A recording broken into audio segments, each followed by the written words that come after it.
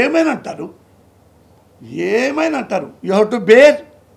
ఇప్పుడు అన్నా అనుకో, నేను కాదని, నీ డాక్యుమెంట్లు తీసుకురా, డాక్యుమెంట్లు చూపిస్తా. ఈ డాక్యుమెంట్లు దొంగ డాక్యుమెంట్లు. మనం ఏం చేయగలం వాళ్ళని? ఇప్పుడు ఎవడన్నా ఒక పద్ధతిగా క్వశ్చన్ వేసుకొని ఆన్సర్ చెప్పుకున్న వాడికి అది తెలుసుది దాని విలువలేంటో. ఇప్పుడు ఏదో పబ్లిక్లో రావాలని, ఒక మాట మాట్లాడుకోవాలని, ఆ మాట మాట్లాడితే జనం తొందరగా చూస్తారని, తొందరగా దానికి బాగా వైరల్ అయిపోతుందని అని మాట్లాడుకుంటే మనం ఏం చేయగలం? ఈ డబ్బులతో ఏమన్నా అతను, ఈ డబ్బులతో నేను ఫ్లాట్ కొనుక్కున్నాను. ఇది జగన్ గారు ఇచ్చిన డబ్బులతో. ఈ డబ్బులతో, జగన్ గారు ఇచ్చిన డబ్బులతో నేను ఈ ఫ్లాట్స్ 3 కొంటే నేను ఒక అమ్మకి అబ్బకి పుట్టని వాడిని. ఆడు నిరూపించకపోతే వాడు అమ్మకి అబ్బకి పుట్టని వాడు. Any time ready. నీకు డాక్టర్లా నన్ను ఇక్కడే రా, నా పక్కన కూర్చో, విజయవాడ సెంటర్లో పక్కన కూర్చో, నాకు నార్కో టెస్ట్ చేయి.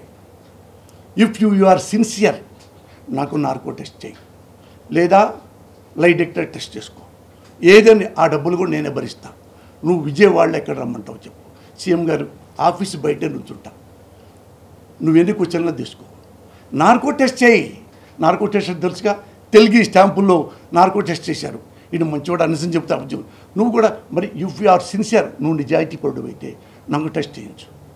నువ్వు డబ్బులు ఎక్కల, నేనే ఇస్తా డబ్బులు. అరేవను పోసాని, అరేగా గాండుగా పోసానిగా వందను, డోంట్ వర్రీ. బట్ నువ్వు సిన్సియర్ కదా, నేను ఎదవను కదా. ఆ డబ్బులు 1,00,000 అయినా 2 లక్షలైనా 5 లక్షలైనా నేనే ఇస్తా.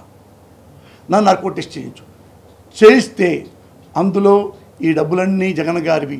ఈ డబ్బులన్నీ కాదు, ₹1 జగన్ గారి అయినా, ₹1 అయినా జగన్ గారికి తీసుకొని ఈ 3 ప్లాట్లు నేను కొనుక్కున్నానంటే నేను ఎదవని, అమ్మకి అబ్బకి పుట్టని వాడిని. నువ్వు ప్రూవ్ చేయలేదనుకో బ్రదర్, నువ్వు ప్రూవ్ చేయకుండా నువ్వు వాక్యం అనుకో, నువ్వు అమ్మకి అబ్బకి పుట్టనట్టు. That I can say you.